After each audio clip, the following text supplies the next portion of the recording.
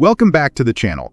Today, we'll be taking a look at 7 classic Honda motorcycles you can buy for cheap. Number 7. 1967 CB77 Superhawk.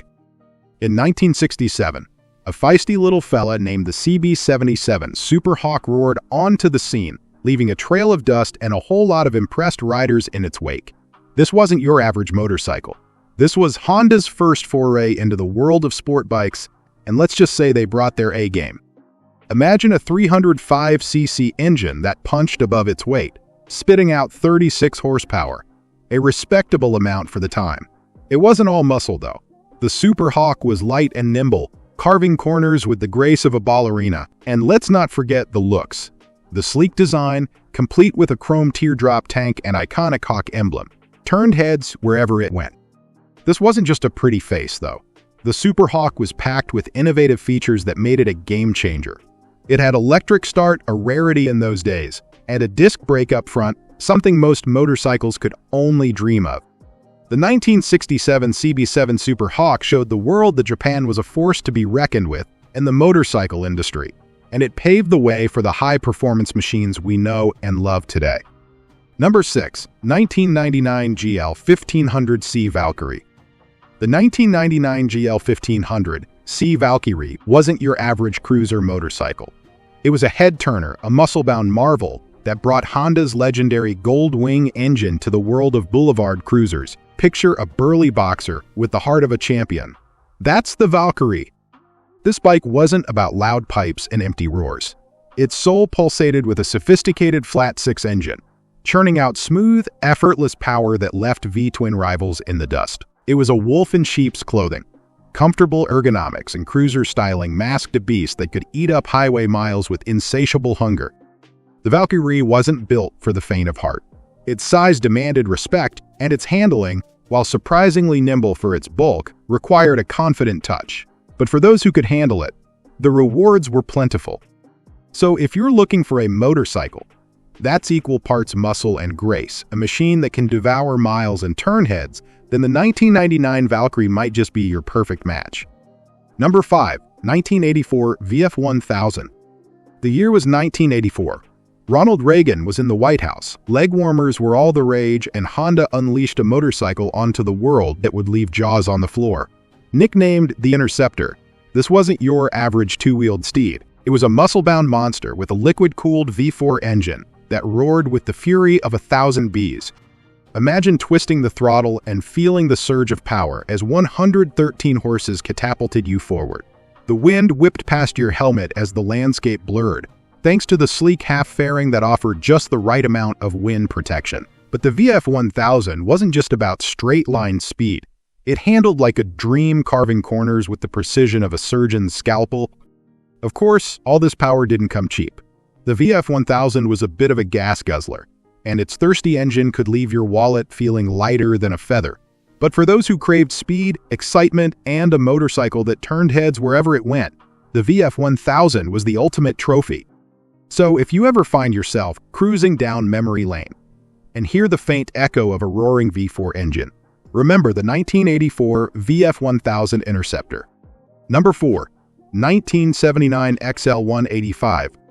The 1979 Honda XL185 was a pint-sized powerhouse, a scrappy adventurer that could handle anything you threw at it, from dirt trails to city streets.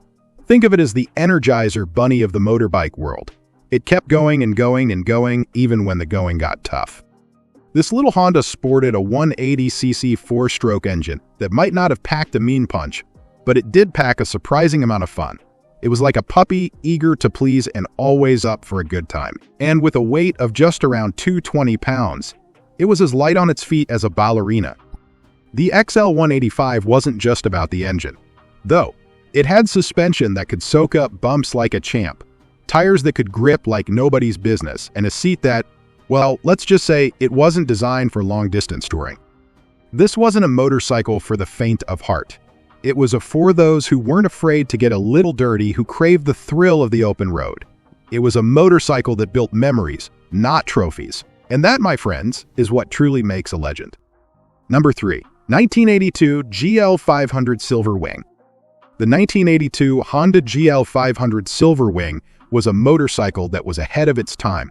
It was a middleweight touring bike that offered a comfortable ride, plenty of storage, and a powerful engine. The Silver Wing was only produced for 2 years, but it has become a cult classic among motorcycle enthusiasts. The Silver Wing was powered by a 495cc V-twin engine that produced 48 horsepower. This was enough power to cruise comfortably on the highway, and the bike was also nimble enough to handle city traffic. The Silver Wing came standard with a full fairing, saddlebags, and a trunk, making it a great choice for long-distance touring. One of the most unique features of the Silver Wing was its suspension. The bike used Honda's ProLink system, which provided a smooth and comfortable ride. The ProLink system also made the Silver Wing very stable, even when carrying a full load of gear. The 1982 Honda GL500 Silver Wing was a great motorcycle that was ahead of its time. It was comfortable, powerful, and versatile. If you're looking for a classic touring bike, the Silver Wing is definitely worth considering. Number 2. 1989 XL600V Transalp. The 1989 Honda XL600V Transalp was a motorcycle that dared to be different. It wasn't a full-blown dirt bike, nor was it a highway cruiser. Instead, it carved out its own niche as a versatile adventure tourer, ready to tackle anything from paved roads to gravel paths. Think of it as a Swiss Army knife on 2 wheels. Its 58 horsepower engine wasn't a powerhouse, but it was peppy and reliable, churning out torque that made lugging through mountains a breeze. The suspension soaked up bumps with aplomb, and the comfortable riding position let you conquer miles without complaint. Sure, it wasn't perfect. The wind protection was decent, but not great, and luggage space was limited. But its charm lay in its go-anywhere, do-anything attitude. It was a bike that invited you to explore, to get dirty, and to create memories that would last a lifetime. Today, the Transalp is a cult classic, beloved by riders who appreciate its blend of practicality and fun. So if you're looking for a motorcycle that's more than just a pretty face, the 1989 XL600V Transalp might just be your perfect adventure companion. Number 1. 1973 Honda CB750. In 1973, the world of motorcycling was shaken by the arrival of a legend, the Honda CB750. This wasn't just another motorcycle. It was a revolution on 2 wheels. Imagine a powerful 736cc 4-cylinder engine nestled within a sleek, sophisticated design. Features like a front disc brake and an electric starter, unheard of at the time on production bikes, turned heads and redefined expectations. But the CB750 wasn't just about looks and specs. It was a dream to ride. Its smooth, responsive engine delivered exhilarating power, while its comfortable ergonomics and balanced handling made it a joy to cruise on. This wasn't a beast for the track. It was a versatile companion for weekend adventures and everyday commutes alike. The CB750's impact transcended the motorcycle world. It became a cultural icon, gracing magazine covers and Hollywood films.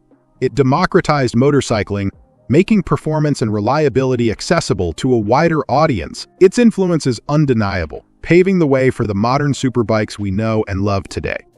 So if you ever have the chance to see a 1973 Honda CB750, take a moment to appreciate its timeless design and groundbreaking spirit.